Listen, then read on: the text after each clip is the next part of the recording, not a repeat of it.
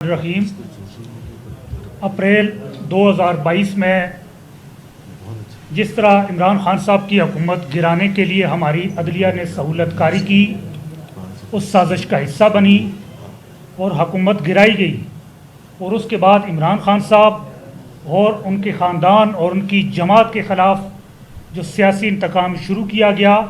उसमें जिस तरह अदलिया ने उसकी सहूलत कारी की, उसका हिस्सा बनी, ना हक सज़ाएँ सुनाई, इमरान खान साहब की फैमिली को जेल के अंदर डाला। और आज फिर ये सूरत हाल पैदा हो चुकी है कि पाकिस्तान की आवाम तो इस अदलिया पे, इस कानूनी निज़ाम के ऊपर अदम एतमाद कर चुकी थी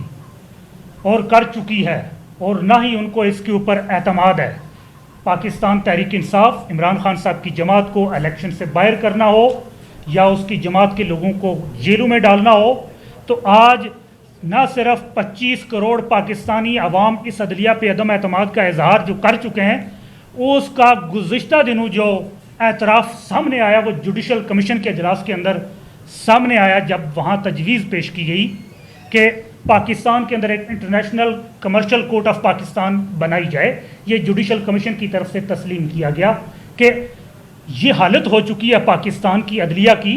कि अवाम तो पाकिस्तान की बाद में अब आलमी दुनिया तक पाकिस्तानी अदलिया के ऊपर एतमाद करने को तैयार नहीं है। और ये बदएतमादी, अदम एतमाद अब आलमी सतह पर भी तस्लीम कर लिया गया कि पाकिस्तान की अदलिया इंसाफ फराहम करने में कानून के मुताबिक या किसी भी मामले के अंदर एक गैर जानबदार फॉर्म के तौर पे अब मौजूद नहीं रही है। अब जो इंटरनेशनल क्रिमिनल कमर्शियल कोर्ट बनाई जा रही है, क्या उसके जजेस कोई नॉर्वे से लाए जाएंगे, क्या स्वीडन से लाए जाएंगे, या क्या किसी दूसरे बरतानिया से लाए जाएंगे? नहीं, इसी फेडरल कॉन्स्टिट्यूशनल कोर्ट के जज लगाए जाएंगे या इसी सुप्रीम कोर्ट के होंगे या इन्हीं बार कौंसिल में से उठा के लगाए जाएंगे। तो आलमी दुनिया का उसके ऊपर भी कोई एतमाद नहीं होगा। ना आप कोई कमर्शियल कोर्ट बना के इस निज़ाम इंसाफ के ऊपर, इस अदालती निज़ाम के ऊपर कोई एतमाद दुनिया का कायम कर सकते हैं। एतमाद कायम करने का सिर्फ एक ही तरीका है, आप पूरी अगर दुनिया को पैगाम देना चाहते हैं कि पाकिस्तान का निज़ाम इंसाफ फेयर है, तो जो 26वीं आईनी तरमीम की गई,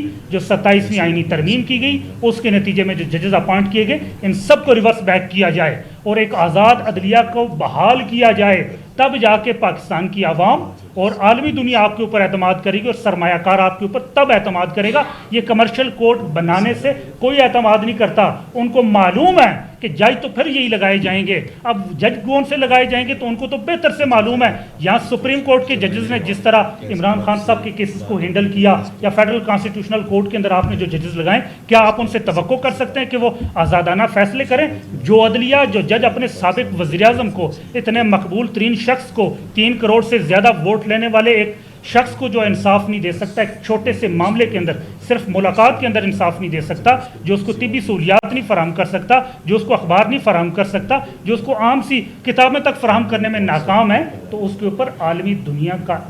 एतमाद कायम नहीं होगा। और जो इमरान खान साहब के ख़िलाफ़ जो इंतकामी सिलसिला शुरू किया गया, सबसे पहले उनकी ख़ानदान तक तो उसको तोसी दी गई, उनकी अहलिया को जेल के अंदर डाला गया, उनकी भांजे को जेल के अंदर डाला गया, उनकी 2 बहनों ने जेलों के अंदर जेलें काटी हैं। उनकी एक बहन के ऊपर इस वक्त एक सज़ा का केस मैच्योर कर दिया गया और मीडिया पे फैसला पहले ही सुना दिया गया कि उसके अंदर अलीमा खान को सज़ा सुना दी जाएगी। और फिर जो दूसरी बहन है, एक घरेलू खातून नूरीन न्याजी, उसके खिलाफ भी एक ऐसा केस कायम कर दिया गया जिसका कुछ सिरे से पैर ही नहीं, कोई इंटरव्यू शायद कहीं नहीं हुआ, और वो केस कायम कर दिया गया। लेकिन उससे जो सख्त तरीन स्टेटमेंट्स थी, जो हिंदुस्तान के हक में स्टेटमेंट्स नहीं की, जो पाकिस्तान की सलामती के खिलाफ बयानात जो सियासी दूसरे रहनुमाओं ने दिया, उनको उठा के इक़्तिदार में रखा गया। लेकिन इमरान खान साहब की हमशीरा को, घरेलू हमशीरा को, जिसका बयान किसी मीडिया पे नहीं चला, उसके खिलाफ NCCI के अंदर केस कायम कर दिया गया। तीसरी बहन है, उसके खिलाफ भी ट्रायल शुरू किया जा रहा है DG खान के अंदर। अब सिर्फ इमरान खान साहब, उनकी अहलिया, उनकी दोनों बहनें और तीनों बहनें और उनके भांजे, पूरे का पूरा ख़ानदान जेल के अंदर रख के जिस तरह जो सहूलतकारी की गई और जिस तरह सियासी इंतकाम का निशाना बनाया गया, पाकिस्तान की अदलिया के ऊपर, कानूनी निज़ाम के ऊपर किसी का भी कोई अब एतमाद नहीं रहा। पाकिस्तानी अदलिया के निज़ाम के ऊपर हमें अब फातिहा पढ़ लेनी चाहिए, ये अब ख़त्म हो चुका है। और दूसरी बात, अभी सेनेटर मुश्ताक साहब ने बड़ी तफसील से कश्मीर के ऊपर बात की, क्योंकि मैं ख़ुद कश्मीर से हूँ। तो आज़ाद जम्मू कश्मीर के अंदर जो एक ढोंग रचाया जा रहा है 27 जुलाई से इलेक्शन के नाम से, آزاد جموں کشمیر ایک انتہائی پرامن علاقہ حکومت پاکستان کے پاس اقوام متحدہ کی قراردادوں کی روشنی میں ایک امانتن علاقہ ہے۔ حکومت پاکستان کی یہ ذمہ داری بنتی تھی اور بنتی ہے کہ وہ آزاد جموں کشمیر کے عوام کو ایک بہتر گورننس فراہم کرے تاکہ وہاں کے عوام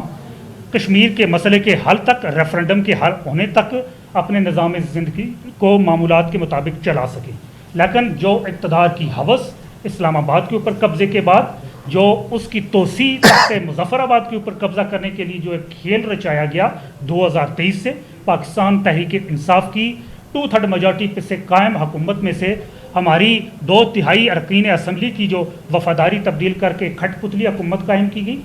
آزاد کشمیر کا سیاسی نظام تباہ کیا گیا، جمہوری کلچر تباہ کیا گیا، طاقت کے بلبوتے پہ وہاں 4 حکومتیں صرف ان 5 سالوں کے اندر تبدیل کر دی گئی۔ آزاد کشمیر کے عوام کا اس نظام کے اوپر، اس جعلی فسطائی الیکشن کے اوپر جو یہ امن و امان کی صورتحال ہے، بالکل عدم اعتماد ہے، اور جو ڈھونگ ایک رچایا جا رہا ہے الیکشن کمپین کے نام پہ، اس میں عوام کی عدم شرکت ہے، جس کا سب سے بڑا ثبوت آپ طارق فضل چودھری کا ٹویٹ اٹھا کے دیکھ لیں۔ وہ پتہ نہیں کہاں کے پہاڑ ہیں، وہ مظفر آباد کے پہاڑ بتائے جا رہے، وہ مظفر آباد کے پہاڑ نہیں ہیں۔ جو الیکشن کو کنٹرول کرنے کے لیے، من مرضی کے نتائج حاصل کرنے کے لیے پاکستان تحریک انصاف کی رجسٹریشن منسوخ کی گئی، اس کے امیدواروں کو آزاد جانے کا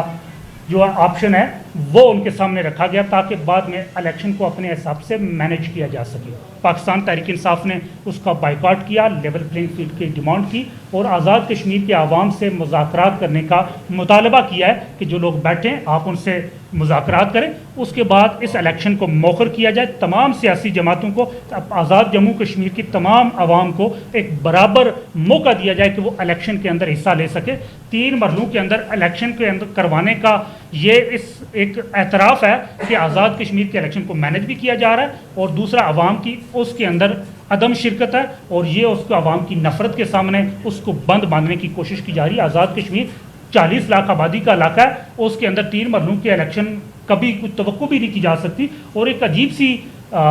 صورتحال ہے کہ اتنی بھاری تعداد کے اندر یہاں سے فورسز بھیج کے وہاں الیکشن کروائے جا رہے ہیں۔ بھئی آزاد جموں کشمیر یا مقبوضہ جموں کشمیر بنا کے رکھتی ہے۔ بہت شکریہ جی علانور وزیر، یہ زبیر صاحب تو علانور وزیر ہوں جی فرنٹیئر وائس سے معیشت پر کافی تفصیل سے آپ لوگوں نے یہاں پر بات کی، تو ایس آئی ایف سی کا اس ملک اور خاص کر معیشت کو اب تک کوئی فائدہ ہوا آپ کے خیال میں؟ مشتاق صاحب، آپ نے وفاقی وزیر داخلہ حسین نقوی صاحب پر کافی تفصیل سے بات کی، سرپور کا بھی نام لیا، تو صدر مملکت وزیر اعظم فیلڈ مارشل و chief of army staff civil defence